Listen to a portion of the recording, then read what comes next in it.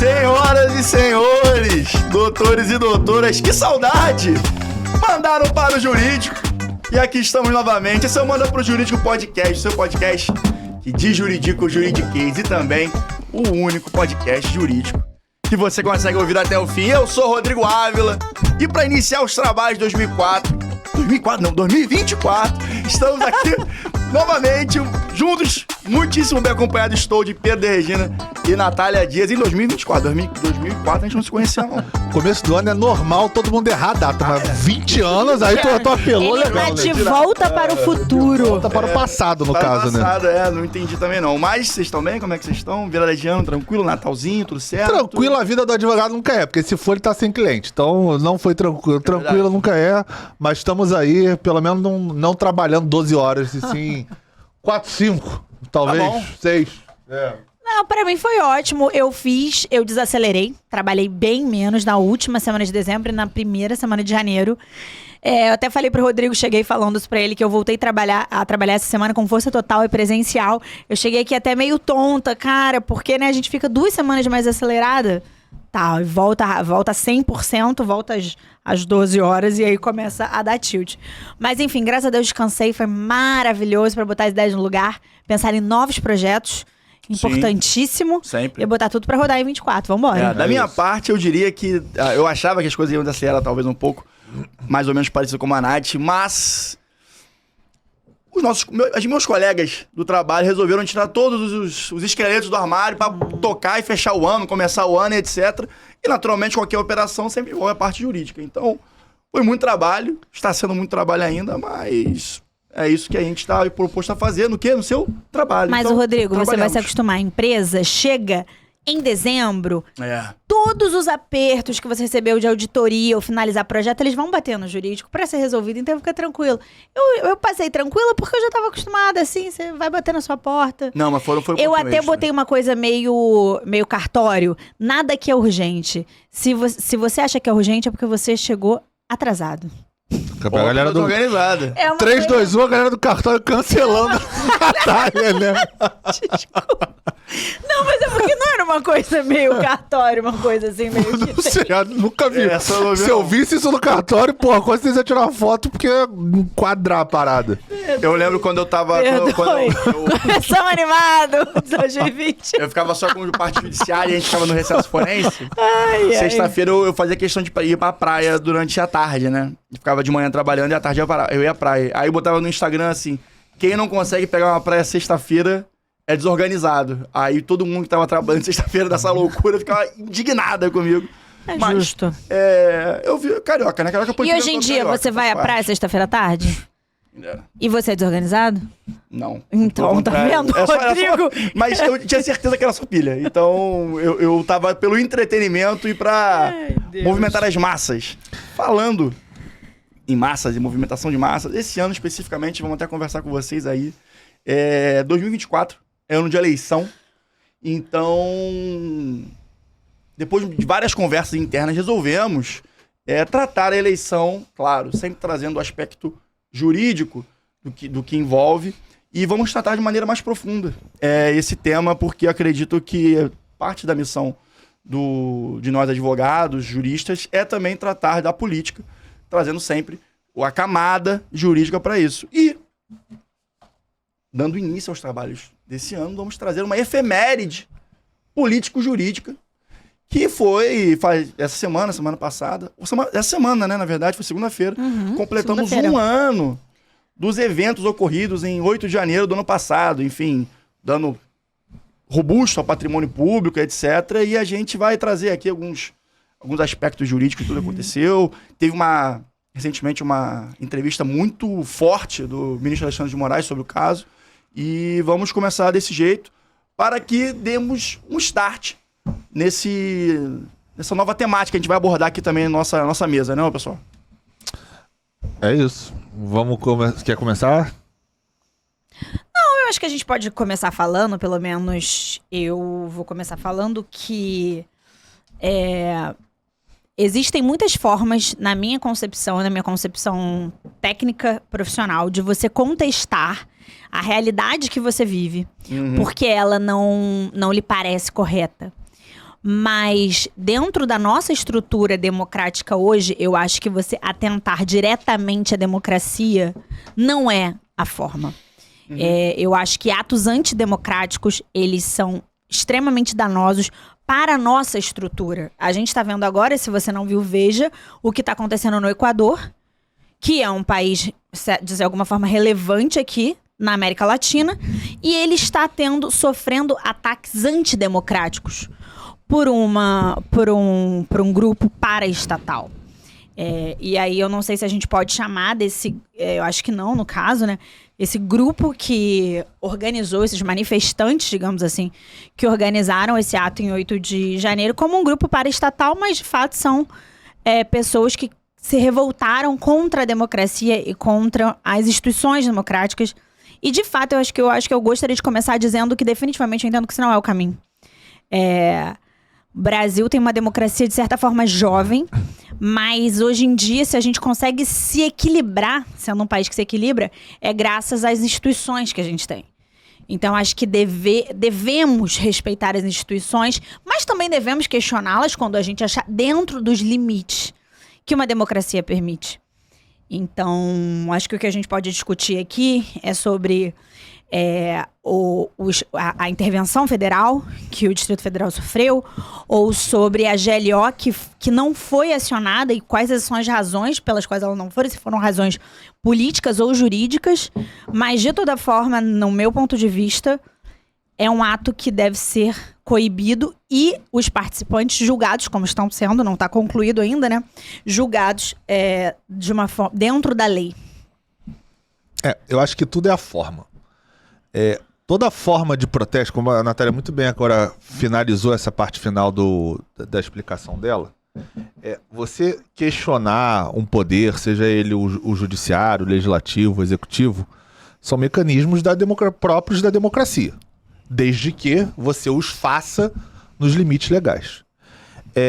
Independente do seu lado político, se você conseguir analisar o caso de 8 de janeiro,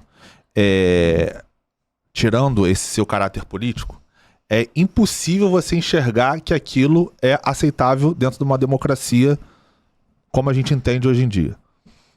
Por exemplo, obras de artes destruídas, quadros destruídos, rasgados, valores que nunca, assim, não tem como repor. Uma coisa é eu chegar aqui e quebrar essa mesa. Essa mesa aqui eu vou e compro numa loja, tal, tá errado, eu pago por ela, beleza, mas assim, é uma coisa que você até consegue repor. Tem valores, tem obras, tem patrimônios do Brasil que nunca mais serão resgatados pelo que aconteceu naquele dia. Então, da mesma forma quando a gente critica, quando, por exemplo, o Estado Islâmico destrói patrimônios da Unesco, patrimônios mundiais, quando eles fazem invasões, é o mesmo tipo de crítica que a gente tem que fazer quando uma pessoa vai, sei lá, destrói um quadro Tarsila do Amaral, por exemplo. Não tem como o cara repintar, não tem como fazer outro quadro, outra escultura, outra obra, não tem, acabou. Você destruiu um patrimônio que é parte da história do Brasil, assim, sem nenhum, por nada. Aquilo não vai provar seu ponto, aquilo não vai fazer a sua visão ser imposta de nenhuma forma, e você destrói o país que você julga que deveria estar melhorando, deveria estar sendo mais democrático, que lá que seja, que você esteja manifestando lá naquele dia. Então, não tem como apoiar nenhum tipo de atitude quanto essa. É óbvio que existem caráter políticos, existem caráter jurídicos no que foi feito, mas a forma com que ela foi realizada, ela está completamente equivocada, ela é completamente ilegal e ela é completamente antijurídica. Então não tem como apoiar nenhum tipo de manifestação nesse sentido. Inclusive, eu estava em Brasília do dia 9, porque eu fui para uma posse que seria no dia 8, e porque por conta do que aconteceu no dia 8, essa posse teve que ser adiada para o dia 9. E aí, quando eu cheguei em Brasília no dia 9, Brasília parecia um cenário pós-guerra mesmo, era vazio, aquela grades, sujeira no chão, nada a ver com Brasília, o que é. E eu estive agora em Brasília, inclusive, outra vez, parecia outra cidade, inclusive.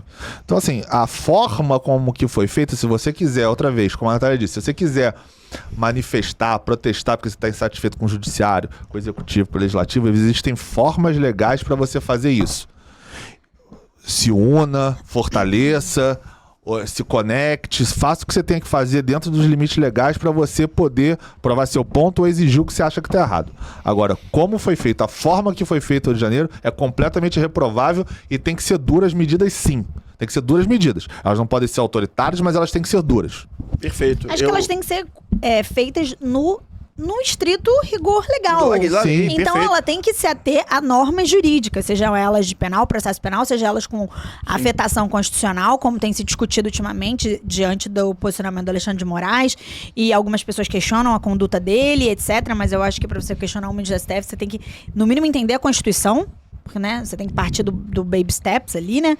Mas uma coisa que eu achei interessante no aspecto jurídico e político é que quando aconteceu esse 8 de janeiro, depois a Polícia Federal fez uma investigação e dessa investigação resultou-se algumas provas e alguns diálogos entre as pessoas que estavam ali envolvidas naquela questão, é que fez-se um ato que, obviamente, num primeiro momento era para degradou bens que são públicos, de valor inestimável, nunca mais replicável, mas eu acho que fez-se também com outros objetivos maiores. Dentre eles, questionar a efetividade de alguns órgãos do Brasil. E eu acho que, nesse caso especificamente, os nossos órgãos agiram de uma forma muito efetiva. Tanto, e eu pensei nisso, principalmente porque você me falou, isso foi dia 8, e eu me lembro que o Pedro, de fato, foi nessa posse no dia 9, e eu perguntei, Pedro, como é que tá Brasília? Ele falou, cara, tá vazio. Você, depois de um atentado, vamos chamar assim, desse porte, que repercutiu no Brasil e no mundo inteiro, essas imagens ficaram... As pessoas entrando no Palácio do Planalto, entrando nas salas do STF, quebrando, subindo na cúpula. Isso ficou no imaginário popular, isso apareceu no mundo inteiro. E no dia seguinte, Pedro estava em Brasília, e Brasília estava como? Exato. Foi lá, a posse que seria no dia seguinte foi para outro dia, mas ocorreu. Então eu acho que, nesse momento, o Brasil, ainda que seja uma democracia jovem, uma jovem democracia, ele provou que as suas instituições, sim, elas conseguem... Sendo simplista, dar conta do recado. Eu acho que isso aconteceu de forma clara ali. A gente sempre bate aqui muito na tecla da prevenção das coisas, né? E nada melhor para você prevenir as coisas se você já tem um protocolo, um procedimento de ação, caso o fato venha a ocorrer. E, diante disso, o ministro Alexandre de Moraes, nessa entrevista, é da Veja, né? Tá no YouTube da Veja, da revista Veja. Ele fala... que nas investigações, tudo que tá rolando, ele vê que tudo aconteceu de forma digital.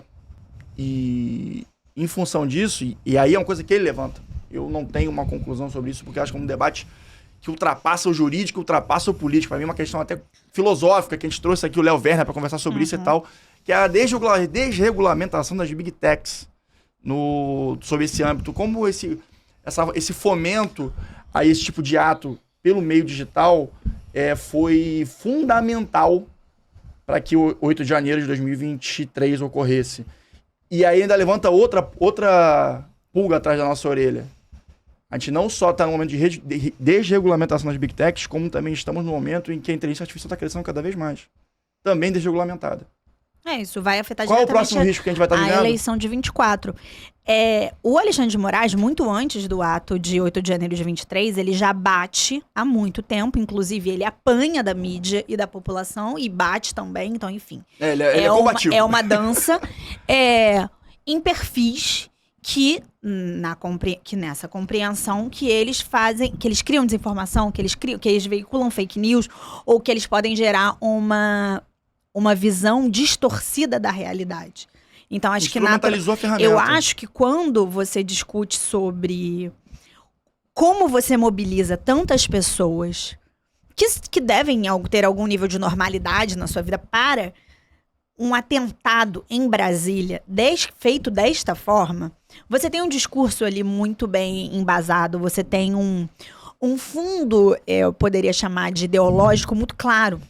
Porque a gente, você consegue unir, para você unir alguém para fazer esse tipo de coisa, você só consegue unir se você der um panorama, uma visão longa daquilo. Você tem que ser unido por um sentimento, por uma ideologia, por uma ideia de que eu acho que foi um dos casos de eleição justa, de má gestão do Brasil, de o que vamos fazer, para onde iremos, porque eu acho que isso tudo começou com uma discussão sobre a legalidade das eleições brasileiras, ou sobre se existiu ou não fraude nas eleições brasileiras. Sim. E eu acho que esse tipo de discussão e esse tipo de informação ou desinformação que ocorreu fortalece esse tipo de sentimento, que eu acho que bate primeiro na moralidade, na ideia de moral das pessoas. A gente tem um discurso de pano de fundo, que ele é um discurso de costumes, hábitos, muito antes de ser político, ou muito antes de ser tributário, ou muito antes de ser econômico, ele tem a ver muito mais com o ser humano. Então, acho que isso que rege, tanto que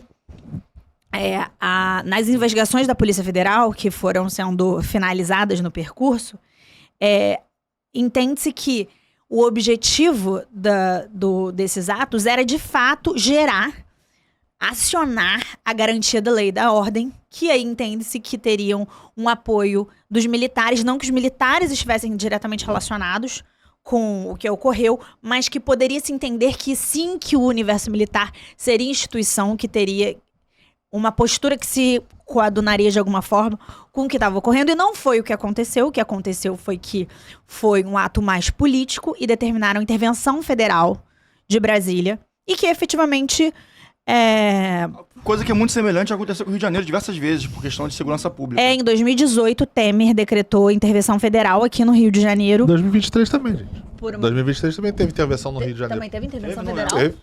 É que é tão comum pra gente, né? Eu lembro do Temer de 2018, que foi por uma questão de segurança pública. Em 2023 foi segurança pública também. Rio de Janeiro sempre... Mandou dinheiro e tal, policial, um monte de gente. Eu acho que assim, uma coisa que você falou legal, e aí casa com o que você também disse da falta de regulamentação das Big Techs, é que se criou dentro dessa, vamos dizer assim, desse ato, né? Desse ato de 8 de janeiro, eu não digo que 100% das pessoas ali estavam mal intencionadas e querendo criar algazarra. Acho que tinha gente ali também que tava querendo, como a Natália disse, acreditavam que podia manifestação, alguma coisa. E tem um percentual óbvio que fez a Kizumba, que fez tudo errado, destruiu o patrimônio público, é que a gente já falou. Mas um ponto importante disso, que aí casa com a falta de regulamentação da Big Tech que o Rodrigo tava falando, é que uma vez, pouco antes do ato, dezembro, assim, uma festa de final do ano que teve lá no meu condomínio, tinha um cara que era completamente desses extremismos políticos, falando, não, já tá tudo alinhado com as Forças Armadas, vamos tirar do poder, vamos dar um golpe, porque não é possível, as Forças Armadas falaram, e eu lembro que eu falei com ele, falei, cara, não existe essa possibilidade das Forças Armadas darem um golpe militar e apoiarem esse tipo de ato. Não, já tá tudo alinhado, não sei o quê. E eu sabia disso. Eu conheço uma pessoa que é muito influente nas Forças Armadas e eu já tive essa conversa com ele e falou, cara, não existe essa possibilidade não é nem ventilada dentro das Forças Armadas, isso não é nem conversado, porque isso é completamente absurdo. Isso não é nem discutível. Isso é uma coisa que a mídia ou alguém implementa, as fake news que vão sendo replicadas e a pessoa não procura o fundamento, não procura a origem daquela informação e vai reproduzindo de manada, dizendo que não, vai ter intervenção, militar vão entrar, vão tomar o poder. E isso, assim, mas nunca foi nem discutido, não tinha essa possibilidade. E eu falei pra ele, cara, não existe isso. E ele ficou, não, você vai ver. Vai chegar lá... No dia do coisa, você vai ver e depois a gente vai estar conversando aqui. Obviamente esse cara sumiu, porque ele nunca mais vai querer falar sobre isso comigo, mas assim, óbvio que isso não ia acontecer. Então é muito importante falar isso, porque nunca existiu dentro das Forças Armadas nenhum tipo de movimento que pudesse ser golpista como foi ventilado. Por acaso... Agora... A fake news, e aí a ausência de a regulamentação tem essa importância, porque quando você começa com uma fake news dessa, se você não procurar a origem, a fonte e averiguar se tem fundamento ou não que está sendo divulgado, era interessante que a rede social tivesse como dar um corte. Por acaso, meu pai, ele é militar também. Beijo, pai. É nosso enorme fã. Figuraça. Então, as Forças Armadas, ela é algo presente na minha vida desde que nasci. Frequento todos os ambientes militares, desde sempre. Muitas posses, desde sempre. Essa já tô passando os convites. Mas o ponto e o fato que a Polícia Federal fala através das provas é que havia uma expectativa, não correlaciona, obviamente, a Polícia Federal apurando fatos, não correlaciona os militares a essa tentativa, mas correlaciona a uma expectativa, justamente isso que você está falando, a uma expectativa de quem estava se manifestando, se pudermos caracterizar como manifestante, dado que, volta ao que eu falei antes, que se coaduna com aspectos morais. Eu acho que tem a ver com o interesse de como as pessoas queriam que a nação seguisse de alguma forma. E acho que foi muito interessante. Eu acho que eu sou advogada, nunca fiz outro curso, como no caso, por exemplo, se a gente fosse estudar antropologia, mas achei muito interessante, de uma forma negativa, claro, como você consegue fomentar as pessoas nesse nível para você levar as pessoas a terem um ato tão extremo, acreditando tão fortemente que as instituições não conseguiram coibir, a ponto de hoje elas estarem sendo julgadas, algumas inclusive no STF, na maior corte do país, pelos seus atos. Então você conseguiu levar algumas pessoas a crer que aquilo ali, de algum nível, de alguma forma, teria uma efetividade, de forma que haveria um certo nível de impunidade, de absolvição. Sim. Querendo que, a troco de que, o que é que você conseguiria com aquilo de fato? Então eu acho isso interessante, sinceramente interessante. E outro ponto que eu considero interessante também, agora tentando partir para uma ideia de solução, né, dessa regulamentação ou não das redes sociais, das big techs, etc. Eu cada vez mais venho me tornando uma pessoa que entende que talvez seja necessário mesmo uma regulamentação, mas também me entendendo como uma pessoa que preza pelas liberdades,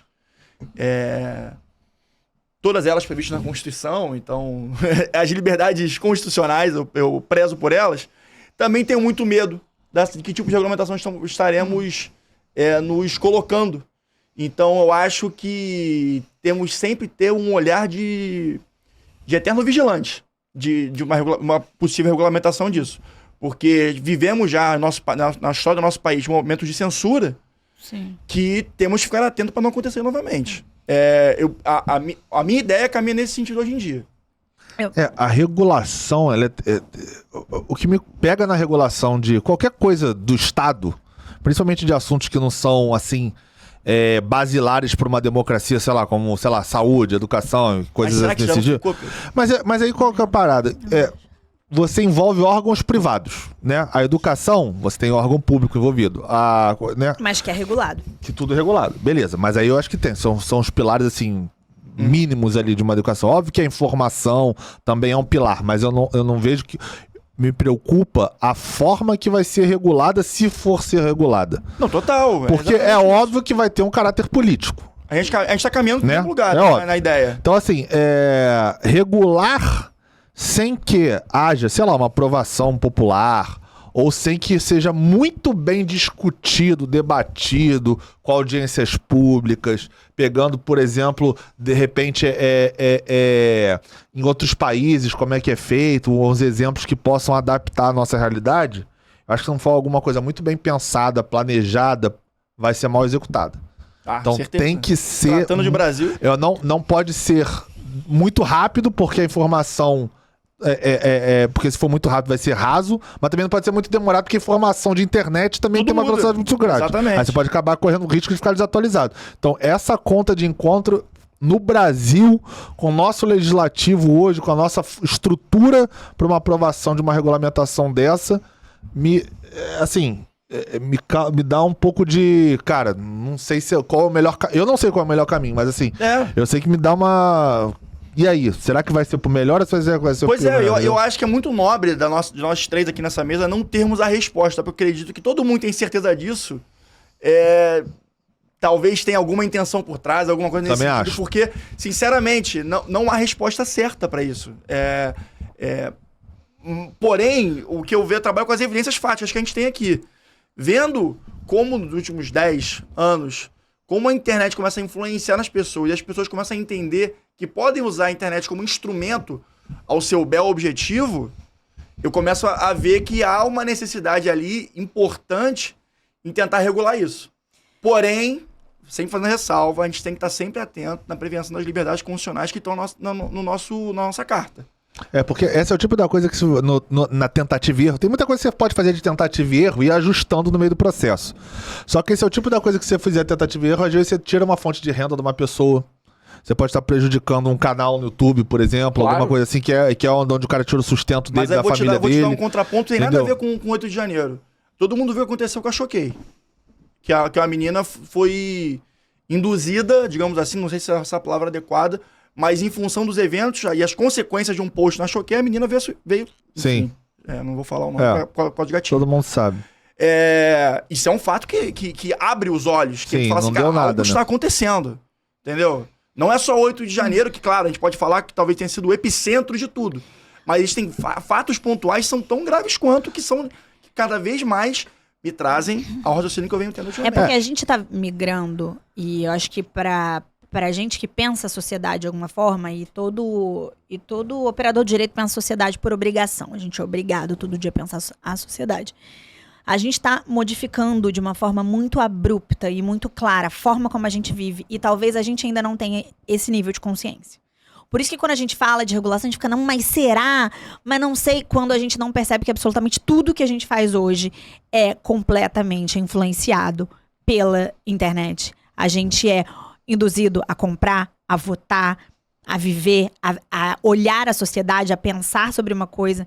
Então, para mim, é muito claro que a gente está entrando num lugar, e aí eu entro no fato, também não sei de qual é a melhor forma de se resolver, mas acho que passa, sim, por algum tipo de transparência pelo que ocorre. Mas a gente está num lugar, porque, por exemplo, quando você dá o exemplo da Choquei, o que aconteceu recentemente com a internet? Você pega um portal que tem uma visualização enorme, tanto nos seus stories quanto no seu feed, e você cria notícias com nenhum tipo de compromisso com a realidade. Então eu posso virar e falar, o Rodrigo é astronauta. Só que eu não sou a Natália, eu não sou Manda Pro Jurídico com 20 mil seguidores, eu sou um portal que tem 3 milhões de pessoas vendo o que eu estou colocando num story. Sem contar a banca lá que tinha, então, todas as contas somadas ultrapassavam 100 milhões de pessoas influenciadas pelo pelo grupo. Contas. Exatamente. Eu não lembro o certo nome do... Acho que é Banca da Fofoca, uma coisa dessa. Que era muito... é muita gente junto. Eu acho que o ponto disso, independente de como chama, independente de qual é o portal, independente do instrumento, para subir a perspectiva do discurso quando você fala de internet, você está falando de escalabilidade, você está migrando para qualquer aspecto que tenha a ver com o aspecto geográfico, isso para de existir, e você não tem mais nenhum tipo de compromisso com a realidade. Então o que a gente está fazendo é que a gente está mudando a realidade. Quando aconteceu esse caso entre o Whindersson Nunes e essa menina, que motivou eventos trágicos que ocorreram depois daquilo, ambos negavam o que estava sendo descrito, mas isso não importa, porque a realidade está mudando de contorno. A gente está falando sobre a nossa perspectiva de realidade. Isso é muito sério. Porque a nossa perspectiva... A gente tem uma eleição esse ano. A gente tem uma eleição dos Estados Unidos, que é a eleição mais importante do mundo hoje em dia, até hoje é dos Estados Unidos. Vai ser eleição entre Trump e Biden. Basicamente, tudo indica isso. Se você muda a perspectiva da realidade, você muda os fatos deixam de ser relevantes. O fato em si não é mais relevante. É narrativo. Isso é muito bizarro, e talvez essa seja a parte que a gente não se dá conta. Quando a gente fala de 8 de janeiro, a gente fala sobre isso.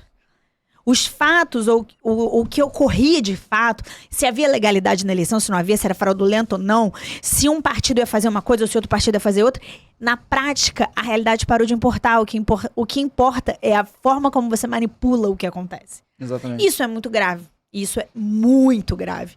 Então, eu acho que faz sentido, sim, quando a gente discute isso, você trazer o ponto que o Alexandre de Moraes trouxe sobre a regulação das Big Techs, a regulação do que acontece na internet, porque a gente vai ver isso acontecendo de uma forma cada vez mais clara. Eleições de 2024 nem precisa de muito, vamos falar município do Rio de Janeiro. Você vai começar uma guerra de narrativa o tempo inteiro. Começa a entrar no perfil dos seus candidatos, começa a segui-los no Twitter. Você vai ver uma guerra. O mais interessante é segui-los antes de começar a campanha. É o que eu posso fazer como sugestão. Quem tá no teu radar, vê por agora. Quando começar a entrar em campanha, provavelmente os PBs vão ficar mais... Eu acho que eles já estão em campanha. Exagerados, acho que eles já estão em campanha, não estão, não? Não oficialmente, né? Como o Duarte disse aqui ano passado, né? Mas assim, só fazendo um apanhado, eu acho que o grande complicador pra mim aí da regulação nisso, por exemplo, se a gente pegar 2 casos aqui que a gente discutiu, a do Choquei, que você trouxe hoje, e o do Monark. Será que é justo o tratamento como foi feito para as duas partes? Teve alguma ação que foi imposta, por exemplo, contra a Choquei? Ela foi cancelada, ela foi excluída, ela perdeu monetização, ela perdeu a conta. Aconteceu alguma coisa com ela nesse sentido? Mas é porque o Monark, ele não foi sancionado por nenhuma Big Tech. Ele foi sancionado pela própria empresa dele. Entendeu? Não. Ele foi extremamente cancelado, ele teve ação judicial, ele perdeu a conta no YouTube, ele deixou de monetizar e ele teve que ser...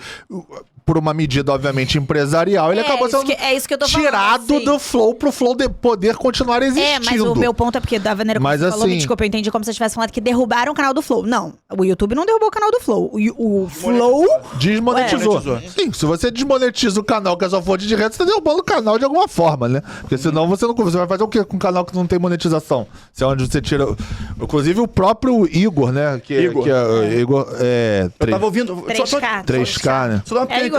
Eu tava ouvindo hoje o Mano a Mano, o podcast Mano Brown, que é sensacional. Eu adoro, muito com o Igor bom. 3K. Cara, que debate maravilhoso, tá? Agora, desculpa, pode ser. Ele falou que, tipo, ele tava tirando dinheiro do bolso dele porque o canal tava monetizando e não tinha como pagar funcionário, pra não ter que demitir a galera. Não perder ninguém. Então, assim, eu lembro disso. Aconteceu isso com a Choquei. O que a minha preocupação é entrar na questão política.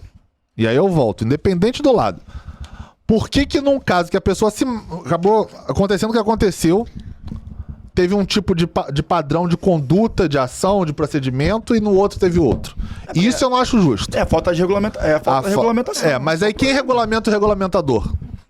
What's the Watchman? Entendeu? Exatamente. E aí, assim, numa filosofia moderna do que a Natália falou, uma mentira contada várias vezes vira verdade, né? Uhum. Então, assim, se você começa a contar a fake news, pegou o Whindersson, às vezes pode o Whindersson vir falar, não pegou porra nenhuma, nunca peguei essa mulher, ela fala, foda-se, só todo mundo falando que pegou, então pegou. E a pessoa acredita. Mas é isso. Que aí vira verdade. O cara não quer saber. Aí depois não adianta vir com notinha e dizer, não, mas eu não sabia, Vanessa. É o que a gente falou uma vez, eu acho que no Léo Dias, quando ele fez um desagravo. Exatamente. A gente falou no episódio aqui isso. O cara ganhou dinheiro, publicidade, caralho, o seguidor, já rendeu, depois ele vem com uma notinha, desculpa aí, foi mal, errei. E aí? Entendeu? Eu acho que essa questão tem que ser muito bem. E aí o que me preocupa desta regulamentação é quem vai fiscalizar o fiscalizador. Exato. Como é que vai funcionar? Porque assim, tu vai sobrecarregar também o judiciário toda hora. Internet, sei lá, quantas bilhões de postagens deve ter no Brasil sobre alguma coisa que possa ser relevante nesse sentido. Aí você vai ter bilhões de ações judiciais no judiciário. Fica inviável. Como é que vai se criar uma agência nacional da regulamentação das mídias sociais, sei lá, alguma coisa? Mais uma agência, mais dinheiro público, mais concurso, mais dinheiro pro Estado, sei o quê. Entendeu? Então essa conta de encontro eu não sei qual é o melhor caminho, eu não sei qual é a melhor fonte, mas eu sei que não pode ser do jeito que tá e eu tenho medo do jeito que pode chegar. É perfeito. Mas é uma boa conclusão. Exatamente. É uma boa conclusão. É uma boa conclusão. Agora, vou entrando... Não, continuando nessa temática. Peraí, mas só pra gente fechar, 8 de janeiro, até porque manda pro jurídico, pra gente pensar só no aspecto jurídico, tá, gente? Do que aconteceu especificamente, não do julgamento agora, das pessoas que lá estavam. Até porque não temos nem conhecimento, nós estamos em 10 de janeiro, os julgamentos ainda não aconteceram, é importante frisar. Poderia ter usado a garantia da lei e da ordem, não foi utilizada, mas era um mecanismo jurídico previsto, foi-se utilizado a intervenção federal. Ali houve uma intervenção. Essa intervenção tem previsão específica na Constituição e foi utilizada uma das alíneas lá. Então o início começou com um decreto presidencial, mas é algo previsto. E depois desse decreto, o Congresso Nacional tem 24 horas para se manifestar, para entender se ele mantém ou não. Nesse caso específico, o Congresso manteve. E aparentemente, dentro do esperado, correu tudo bem. Seguiram-se as investigações da Polícia Federal e aí seguiram-se as investigações e posteriores julgamentos em relação a quem ali estava. E quem estava envolvido, mas que eventualmente não estava ali. Só pra gente finalizar o aspecto jurídico das questões. E agora, entrando num tema um pouco... dando prosseguimento à temática do digital, mas ainda bem com um ambiente mais leve agora, de um tema que já conversamos aqui, que já tá virando o nosso novo Elon Musk, que é a Larissa Manoela. Ela tá em todas agora. Por que acontece? Natália, essa menina dá muito dinheiro, cara. E assunto também. Yes. Vou fazer mas hoje em dia uma coisa tá ligada à outra. Imagina que você vira agora a maior palestrante, a pessoa mais referência direito, mulher, empreendedorismo, tecnologia, etc. 24, galera. Você vai chegar lá. Já me vejo. Eu vejo esse potencial em você, Natália Dias. Só que aí, quando você vai fazer o teu site para vender os seus produtos, vender suas palestras, seus cursos, tem um www.nataliadias.com.br. Para uma pessoa que não se chama Natália Dias. É o Márcio Ribeiro. O Márcio Ribeiro comprou o domínio do Natália Dias. E aí eu te falo o que o Márcio Ribeiro quer com a Natália Dias? Ele tá querendo vender 50 mil reais o domínio. 50 mil? E aí, como é que se dá essa questão? Temos um domínio que você faz todo sentido, uma associação, uma aderência com a sua imagem, com o seu nome perfeito, que na verdade você não tem acesso, você não pode, porque uma pessoa chegou antes com esse domínio, inviabilizando o seu projeto profissional. Complicadíssimo, não é mesmo? Complicadíssimo, acho que... É o que aconteceu com a Larissa Manoela. Larissa Manoela com mais de 80 produtos licenciados para poder vender, fazer, enfim, divulgação da imagem, contato para negócios, enfim, contratações. Ela está inviabilizada por esse motivo, porque um bacana, uma pessoa aleatória pegou o domínio com o nome dela e está vendendo esse domínio por 50 mil reais. Como faremos? Porque é uma questão complicada, concorda, Pedro? Concorda. Me liga que eu resolvo. Mais ou menos complicado. Me liga que eu assim, contrato o advogado. Juridicamente não há nenhum óbice à ação. Qual? Você tem que justificar o porquê que você tá usando aquele nome. Você não pode... Eu não posso criar aqui Coca-Cola, vamos dizer. Isso foi muito comum já discutido. Nos anos 90. Nos anos 90. A Apple foi vendida no Brasil. Tinha uma pessoa com domínio da Apple. A Gradiente. Aí Gradiente? A Gradiente. Isso, a situação judicial se discute até hoje, ainda não tem a conclusão. Tá no STF, inclusive. Mas quando você tem o nome de alguma coisa, o domínio, nesse caso, né, de um site de alguma coisa, você tem que ter um fundamento pelo qual você está usando aquilo. Eu não posso criar um domínio, eu, Pedro, vamos dizer que não existisse, chamado Supremo Tribunal Federal. Você é o Supremo Tribunal Federal? Você utiliza... Você utiliza... Não tem como, entendeu? Porque eu não exerço nenhuma função no STF, eu não sou membro do STF, eu não tenho prerrogativa, não tenho nada. Então, assim, eu não posso simplesmente usar pra obter lucro e depois querer vender, porque no fundo eu tô querendo fazer isso só pra vender, claro, né? Então, a má fé Prefeitura do Rio.com, não posso ter esse domínio. É porque acho que a gente tem princípios no nosso ordenamento jurídico Perfeito, que eu ia bater. que são muito claros e eu acho que é muito importante você, estudante de direito, você, advogado, dominar princípios, porque muitas coisas se resolvem por princípios, né? Nesse caso é nítida a má fé. A má fé ali tá nítida. Então você pode ficar batendo na má fé. E aí você utiliza dispositivos jurídicos que possam te dar mais respaldo. Mas a má fé do cara é nítida. Ele vai registrar o domínio Larissa Manoela e cobrar da Larissa Manoela 50 mil reais, 100 mil reais que seja, pra ela ter o ainda domínio tem outra dela. questão que a gente tá falando aqui do ponto de vista E financeiro. Larissa Manoela, se fosse assim... tipo Carolina. o nome mais que todo comum. mundo Maria Silva, porra, aí beleza. Mas, por exemplo, uma questão que eu acho importante, que a gente tá falando sobre o ponto de vista financeiro, que, claro, ela tá tendo um desgaste aí que pode acarretar uma parte financeira, nem que seja pra contratar um advogado e resolver esse problema. Sim, sem dúvida. Mas essa pessoa faz um site, larissamanuela.com.br, pra afetar a imagem dela. Sim, pra falar mal da Larissa Manoela. Olha o risco que está acontecendo, né? Você associa o site à pessoa, obviamente pelo nome, e esse site gera dano da sua imagem. Isso aí ultrapassa o objeto financeiro, né? E você ainda entra outros aspectos jurídicos sendo tutelados aí, né? Você tá ofendendo o direito à imagem da pessoa. Está sendo isso já ultrapassa o direito material.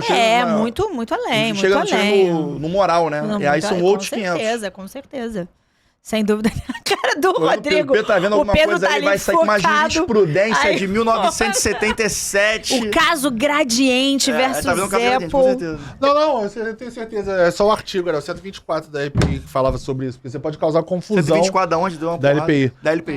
Você pode causar confusão quando você faz um site nesse sentido. Por quê? Você bota a Larissa Manoela, a pessoa vai achar que é a Larissa Manoela. E não que é o Marcinho de Copacabana que tá fazendo esse site, né, meu? Marcinho de Copacabana. Porra, adorei. O Marcinho jiu-jiteiro de Copacabana que tem um Criamos pitbull. a skin do golpista do Manda. É o Marcinho de Copacabana, tá? E aí o cara vende, às vezes, o produto dela, pega a licença, sabe-se lá se tá repassando o dinheiro dela, direito autoral, e assim, causa naturalmente uma confusão pro consumidor, causa uma confusão pra quem tá entrando no site e pra todo mundo que acessa esse domínio, porque a pessoa vai achar que efetivamente é a Larissa Manoela. Principalmente com o nome desse, como vocês falaram, né? Não é um nome nem comum que você pudesse falar, pô, mas minha mãe se chama Larissa Manoela. Porra, quando você não E chama. o melhor é que pela notícia que o Rodrigo colacionou aqui na pauta, o Bacana diz que faz sempre isso. Pois é, é o que eu falo. hábito, é o negócio dele. Falta o advogado pra entrar com a ação. Do jeito Dá que ele uma tomar a porradinha A primeira? e doer no bolso, aí eu quero ver se ele continua Gente, com agora essa ele mexeu com a prática. Larissa Manoela. Isso aqui vai estar no Fantástico agora. Inclusive, Sendo vale até discutido. colocar a fonte da notícia, é do pessoal do Mais Que Direito, nossos parceiros aqui do Manda, muito pessoal legal, incrível que pessoal em breve 10. vai estar sentado aqui com a gente. Nesse sentido, galera, finalizando, acho que tem mais alguma coisa. Tem mais algo a trazer sobre Larissa? Ou podemos ir para a próxima? Que eu acho que é uma tendência muito Posso ver aqui só o julgamento da Gradiente, já que você falou. Não, a gente coloca Só o nome. A gente coloca na descrição. Acho que é mais fácil. Boa. Acho que é mais fácil. Coloca lá depois. A gente manda o número. Fica mais fácil. Agora, seguindo, eu acho que a gente pode conversar de uma tendência de mercado muito bacana. E numa parte mais mercadológica agora da nossa pauta, do nosso roteiro, que é a questão do second man, que é um hábito que vem cada vez mais se desenvolvendo no Brasil, muito posteriormente, muito em função do efeito pandêmico, né? Que a pandemia isso proporcionou bastante. E é uma tendência que está, acho que, cada vez mais consolidada, né, Nath? Eu acho que, sim, a pandemia, ele incentivou esse mercado, o mercado do second man, mas os jurídicos corporativos como um todo, pessoal, outro dia, eu vou explicar porque muita gente faz esse tipo de pergunta. Você é um jurídico corporativo, é uma regra o seu jurídico ter todas as áreas? Porque você sabe, naturalmente, que para uma empresa funcionar, você tem que ter aspectos societários, tributários, trabalhistas, contratuais, no mínimo. Você vai ter todas essas áreas? Não necessariamente. Depende da forma como você estrutura o seu jurídico. Se você é uma empresa muito grande, eventualmente você até tem essas áreas envolvidas, mas não são somente os funcionários que estão ali na empresa que desenvolvem aquele trabalho. Eventualmente você nem tem a área, mas você tem o assessoramento jurídico. O que acontece com o Second que é bem legal? Eu acho que a gente pode falar de duas formas que ele ocorre. A primeira forma, você, jurídico interno, contrata um jurídico externo. Vou dar um exemplo de um jurídico externo trabalhista. Então, o trabalhista da sua empresa é coordenado por você, jurídico interno, mas ele é feito para o escritório externo. A sua demanda trabalhista infla tanto e a sua relação de afinidade é tão grande com um determinado prestador que você traz aquela pessoa para ser uma interna exclusiva da sua empresa.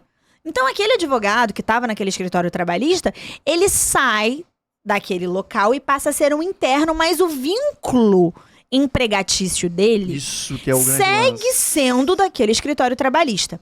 Isso é uma forma. Muitas vezes ocorre até de você, isso já aconteceu comigo algumas vezes, de quando você tá num trabalho muito intenso, o escritório te oferecer, olha, você quer alocar o fulano dentro da sua equipe? Porque aí o cara começa a trabalhar na sua equipe como se da sua empresa fosse, mas ele não é. Isso é muito importante. Qual é a vantagem disso? Já vou falar porque eu vou dizer a segunda forma que ocorre. Existem alguns escritórios hoje que são buscados especificamente. E eu falo isso porque eu tenho uma grande amiga que ela está posicionada no mercado dessa forma. Alguns escritórios grandes que eles servem como uma captação de empresas que têm muitos seconds. Então, por exemplo, você pega empresas muito grandes, uma Natura da vida. Tem muito second ali dentro que atua.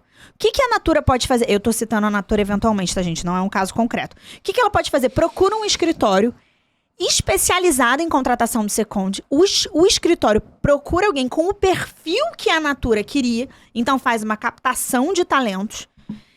O escritório contrata essa pessoa e a Natura pega aquela pessoa como second. Então é quase que um second sob medida. Não é nesse outro cenário em que você já tem um escritório, ele te presta serviço, você cria uma afinidade, você entende que a demanda surgiu e ela tá muito grande e você absorve. Você vai nesse escritório único e exclusivamente para captar aquele talento com aquele perfil. Olha, eu preciso de alguém que seja uma expert em compliance, principalmente na área de investigação. Aí aquele escritório vira e fala, beleza, eu vou captar esse talento para você, você vai finalizar o processo seletivo e depois disso eu assumo todos os encargos trabalhistas ou contratuais, depende de como a relação se estabelece, e a empresa só faz o repasse de dinheiro. Entende? Uma intermediadora. Por que as pessoas fazem isso? Porque você não infla seu budget, você não cria Passivo trabalhista. nenhum tipo de Riscos passivo ou trabalhista. riscos trabalhistas. Então, estrategicamente, você não se desgasta com o processo seletivo, que processo seletivo bem feito leva tempo. Cansa. E é importante que leve mesmo, mas enfim, nem sempre é uma coisa que a sua equipe ou a sua empresa tá disposta. Então eu acho assim, sou muito fã, acho muito bom. Tem muitas empresas grandes, gente, que assim, uma boa parte dos funcionários são secondis, que eles chamam bastante. Eu acho inclusive super legal, bom pra todo mundo. Onde eu trabalho nesse momento tem um secondi que é excelente. Mas qual foi a forma? Qual dessas duas? Já cheguei, já tava lá. Então não sei entendi. Então amanhã você pergunta. Amanhã você pergunta. Porque às vezes o cara, não, eu era do escritório tal e eu tô alocado diretamente aqui. E a cultura até muda. Porque, por exemplo, se você é do escritório tal, tava trabalhando ali bonitinho, e você, escritório tal, prestava serviço pra essa empresa, inflou a demanda, você tirou aquele advogado de lá e botou ali dentro, ele nem tá tão inserido na cultura. Porque ele veio daquele escritório. Agora, quando você contrata, basicamente on demand, mas quem faz a contratação é um outro escritório, então ele que absorve o vínculo, você cria alguém ainda com a sua cultura. Porque é como se fosse um processo de admissão de fato. Só que a empresa que está absorvendo a demanda de fato, ela não tem nenhuma relação. Porque essa empresa paga o escritório, não paga diretamente o mas nesse funcionário. caso eu acho um pouco mais... Tudo bem, que você contrata uma pessoa mais aderente à sua cultura, beleza. Mas um prestador de serviço de confiança de longo prazo também... o cara conhece maravilhoso. a cultura da empresa também, no mínimo pra atender da maneira que a pessoa mais gosta de ser atendida. Com certeza. Eu acho que... E vira uma coisa natural. Vou dar um exemplo, assim, a sua área contratual, ela vai inchando. E você tem um escritório que ele faz mais esse aspecto societário e contratual. Aí aí o advogado naturalmente vai entrar lá. Então é quase como se fosse um fluxo orgânico. Eu acho 10 de 10, sou muito fã. Isso já existia há muito tempo, só botaram o Secondment como um nome bonito pra ilustrar tudo isso que já tinha com prática no mercado, né? Eu conheço vários advogados que, por exemplo, trocavam o escritório, chamavam pra empresa que ele prestava o serviço e fazia nada como assim. um belo anglicismo. Botou anglicismo, ficou bonito, dá uma deschavada no trabalhista, porque também tem empresa que faz isso, não paga, depois rescinde o contrato e o escritório fica lá com prejuízo do advogado que ele contratou pra prestar aquele serviço. Importante falar isso mesmo. Também tem isso aí. Se pesquisar legal, vocês vão ver que isso também é prática legal, inclusive já aconteceu no escritório. Mas assim, é uma viabilidade. A única coisa que tem que se observar muito nessas questões são os aspectos trabalhistas, como você trabalha e entende tudo isso. Perfeito. Porque outsourcing, por exemplo, que é algo parecido com o secondment, já existe também. Você vai lá, contrata uma empresa, um funcionário, o cara vai lá, desenvolve, por exemplo, o departamento jurídico, de contabilidade daquela empresa, estrutura e depois sai, ou então vai, presta aquele serviço, fica prestando serviço, cria esse vínculo com a empresa. A gente, por exemplo, quando faz planejamento tributário, por exemplo, para a estruturação de empresa, a gente também vai muito, fica lá na empresa, entende como é que funciona o modelo de negócio daquela empresa, entende como é que é o fluxo, quem é o gestor, como é que funciona, detecta alguns pontos, por exemplo, se a pessoa que está gerindo é a que realmente deveria estar gerindo aquela empresa, enfim. Tem alguns porquês de se fazer isso. Algumas áreas são muito comuns. O planejamento tributário o trabalhista também, a compliance Mas, gente, só pra muito não forte. confundir a audiência, isso é diferente. Sim, são formas de você, a empresa, contratar. O outsourcing é uma forma, o secondment é outra. Qual que é o outsourcing, então? O outsourcing é quando a empresa contrata, por exemplo, uma outra empresa ou algum funcionário para poder fazer, por exemplo, uma estruturação dentro dela. Não tem o departamento jurídico, vai lá, monta o departamento jurídico. Ou alguém que já realizava aquela atividade, agora eu quero terceirizar essa atividade. É de uma terceirização, no fundo é uma terceirização, né, da mão de obra. Tudo isso, se você botar num guarda-chuva, num gênero, são formas de você terceirizar algum tipo de serviço, seja através de pejotização, seja através de outsourcing, seja através de secondment, seja através da terceirização propriamente dita. São todas as formas de você terceirizar um serviço que você não vai estar mais produzindo literalmente ali no core interno da sua empresa. Aí, outra vez, o que eu volto como a Justiça do Trabalho começa a entender tudo isso. Porque, recentemente, inclusive sobre pejotização, por exemplo, teve uma discussão que o TST estava entendendo de que existia o vínculo trabalhista e já existia precedente, por exemplo, no STF, dizendo que não existia vínculo trabalhista na pejotização da prestação de serviço. E aí, inclusive, teve um atrito entre o TST e o STF, porque o STF mandou o TST cumprir o precedente do STF, que era no sentido de não caracterizar o vínculo trabalhista na pejotização. Então, tudo isso, dentro do nosso ordenamento jurídico, tem que ser muito bem estudado, muito bem contratualizado e muito bem praticado na prática de acordo com o contrato, e não é uma redundância praticado na prática, porque às vezes quando você, e aí o contrato de trabalho tem muito isso, né? O contrato realidade. Às vezes você fala que, pô, você vai fazer esse serviço, bota tudo bonito no contrato. Chega na hora o cara faz uma atividade que tem nada a ver com o que está previsto no contrato. Aí o contrato de trabalho, por exemplo, que é um contrato de realidade, de acordo com a realidade do que você presta, ele vai falar, bom, o que você botou aqui no contrato não tem nada a ver, então o que vale é era o que estava sendo prestado aqui. Também tem que ser muito bem discriminado, com cláusulas rescisórias, se a empresa, por exemplo, cortar esse tipo de serviço, porque a empresa, por exemplo, um escritório de advocacia que fornece esse profissional, que faz esse trabalho para a empresa, ele também ele tá assumindo aquela despesa. Então ele também tem que ter cláusulas e mecanismos para, se a empresa rescinde com ele, aquele prejuízo que ele vai ter por eventualmente ter que demitir aquele funcionário porque não vai fazer mais sentido dentro da estrutura dele, já que ele não presta mais serviço para aquela empresa, como que isso vai funcionar? Então isso tudo, na prática, é o que você tem que tomar muito cuidado para você não cair numa enrascada. Porque às vezes você pode estar comprando gato por lebre, né? Achando, porra, vou fechar com essa empresa, a empresa vai pegar, eu já tenho know-how, eu vou fazer, vou ganhar um dinheiro e tal, e aí depois a empresa rescinde com você e você fica com aquele passivo trabalhista pra você ter que Eu arcar. acho que só pra gente não confundir os conceitos, porque a gente fala muito, tá, gente? É bom dar um apanhado. Pejotização. Eu tenho uma empresa de podcast. O Rodrigo é um operador de câmera. Ao invés de eu contratar ele como seletista, eu contrato a empresa do Rodrigo como operador de câmera, mas em regra ele presta serviço só pra mim. Prestador de serviço. Então você presta, só que você presta serviço só pra mim. Não é como se ele prestasse serviço pra mim, pro Pedro, e pra Ju, e pro Brunão, e pra todo mundo. Ele presta só pra mim. Então você entra em discussão se contrato realidade, se ele é meu empregado ou se ele é PJ. Hoje em dia a pejotização, ela é permitida, mas existem discussões, enfim, ordenamento jurídico. Secondi. Você tem uma empresa, você é funcionário de uma empresa e você está alocado em outra empresa. Essa empresa que você está alocada, nenhuma relação tem com o funcionário. Então é diferente porque numa você tem 2 partes se relacionando, na outra você tem 3. A terceira parte é a quem de fato faz a contratação. O outro só está ocorrendo uma espécie de empréstimo. E aí entra um ponto que eu acho muito importante, que outro dia eu tive essa discussão, eu achei uma discussão muito boa. Com relação a formas da legislação trabalhista encarar algumas coisas no Brasil, ela carece muito de um meio do caminho. A gente fica, ou você tem um contrato de trabalho seletista, ou você não tem nada, e agora a gente tem a pejotização sendo discutida. Você não tem uma forma de um meio de caminho. E hoje em dia as formas de trabalho, elas estão um pouco dinâmicas no meio do caminho. Secondi, nesse caso, eu nem vejo tantos problemas que, por exemplo, uma das questões do Pedro falou sobre rescisão. Em regra, como é que esses contratos funcionam? Eles são contratos que são feitos de 6 em 6 meses. E aí você tem um período que antecede a finalização dos 6 meses para renovar ou não aquele contrato.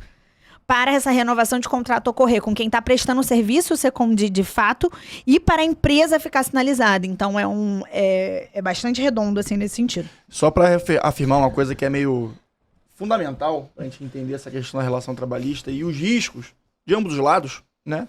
Nessa questão, a relação trabalhista é baseada em 4 pilares. O trabalhista não é a nossa área específica, inclusive temos que trazer um advogado trabalhista para cá pra gente conversar. É verdade, Aí eu vi um bolinzinho ali sobre como eles se vestem, mas faz parte do jogo também, faz parte do coleguismo advocatício. Mas enfim, os requisitos são pessoalidade, gente, habitualidade ou não eventualidade, onerosidade e subordinação. Você compondo esses 4 requisitos na relação, você configura uma relação de trabalho entre empregador e empregado. Importante frisar, então, que essa relação não pode ter o conjunto dessas 4 características para configurar uma relação de trabalho. Porque senão, uma vez isso acontecendo, você está encarando notadamente o risco trabalhista. Fazendo um adendo, a Justiça do Trabalho, como todo mundo sabe, é muito pró-trabalhador. Então é um risco maior ainda para a empresa contratante fazer esse tipo de coisa, porque você está se expondo a uma eventualidade, a algum risco que pode trazer um passivo trabalhista, correto? Perfeito, isso aí. Nath, quer adicionar mais alguma coisa? Podemos encerrar o podcast? Porque eu acho que tá bem redondo. Muita coisa eu achei que foi completo, dinâmico, variado hoje, para começar bem em 2024. Correto? Correto. Então, senhoras e senhores, doutores e doutoras, declaro encerrado mais um Manda pro Jurídico Podcast, episódio 86, o ano de nascimento de Pedro e Regina. E, para finalizar, eu não posso esquecer de pedir para vocês nos seguir nas redes sociais, @Manda pro Jurídico Podcast, tanto no TikTok quanto no Instagram, além de Manda pro Jurídico. E eu errei. Pode descer. Sabe tudo. @mandaprojurídico.pdc. Aqui, ó, tá aqui, ó. Acertei dessa vez. Tanto no Instagram quanto no TikTok, além de Manda pro Jurídico Podcast. No YouTube, Spotify, Apple Podcast, principais plataformas de áudio e vídeo. Curta, comenta, compartilha, porque toda interação é muito mais que bem-vinda, tá bom, pessoal? Para que assim a gente possa cada vez mais engrandecer essa bolha virtuosa que a gente quer desenvolver, a bolha jurídica, tá bom? Um grande abraço, até o episódio 87 e para qualquer outra dúvida, vocês já sabem, né? Manda pro Jurídico. Valeu, um grande abraço e até semana que vem.